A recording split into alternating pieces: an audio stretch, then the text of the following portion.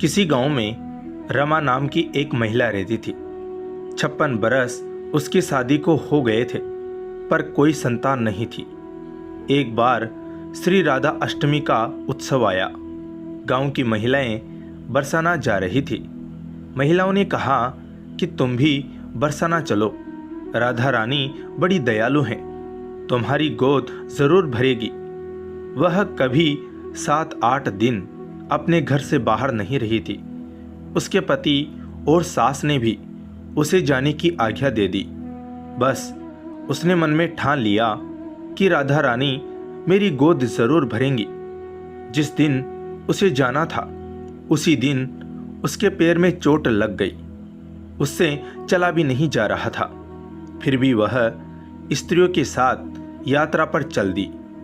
सारे रास्ते ट्रेन में राधा कृष्ण का जाप कीर्तन करते हुए गई और बरसाना पहुंचकर नहा धोकर राधा जी के मंदिर में जाने के लिए तैयार हुई। राधा जी के महल में जब जाते हैं तो ऊपर बहुत सारी सीढ़ियां चढ़नी पड़ती हैं।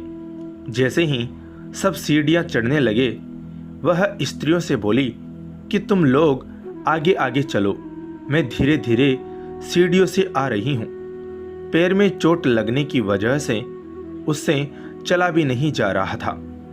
2-4 सीढ़ियां चढ़ने के बाद उसका पैर मुड़ गया और वह नीचे गिरने लगी। तभी एक 7-8 साल की कन्या ने उसका हाथ पकड़ लिया। रमा बोली कि बेटी, आज अगर तुम ना होती तो मैं नीचे गिर गई होती। वह कन्या बोली, मैया ऐसे कैसे गिर जाने देती मैं तुम्हें। रमा ने पूछा, बेटी तुम्हारा क्या नाम है। वह बोली कि लाडो नाम है मेरा, यहीं पास में रहती हूँ। वे दोनों सीढ़ियों पर बैठ गई। लाडो कहने लगी, मैया मेरे लिए क्या लाई हो। रमा ने सोचा कि ना कोई जान न पहचान और लाडो ऐसी बात कर रही है। फिर रमा ने कहा कि लाडो, मैं कल तुम्हारे लिए लेकर आऊंगी, तुम्हें क्या पसंद है।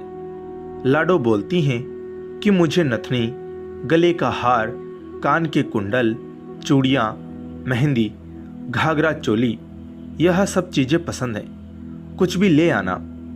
इतना कहकर वह बालिका भाग गई। जैसे तैसे रमा भी मंदिर में दर्शन करके लौट आई। आकर उस बालिका के बारे में सोचने लगी और बाजार से उसके लिए गले का हार और चूड़ियाँ ले आई।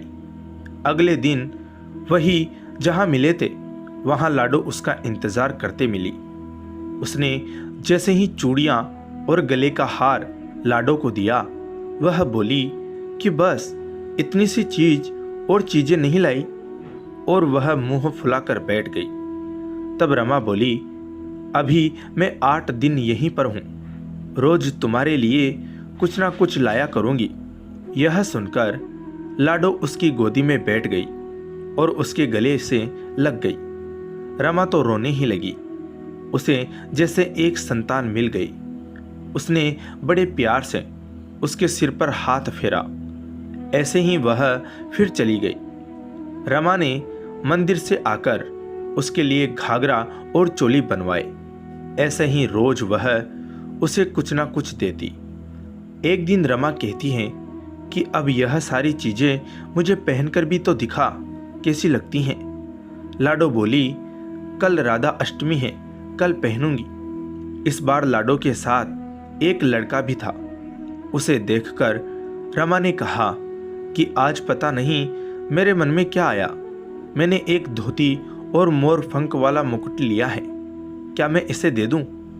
लाडो बोली, यह कनवा है, मेरे साथ ही रहता है, हाँ तुम इसे दे दो। ऐसा कहकर वे दोनों सामान लेकर चले गए।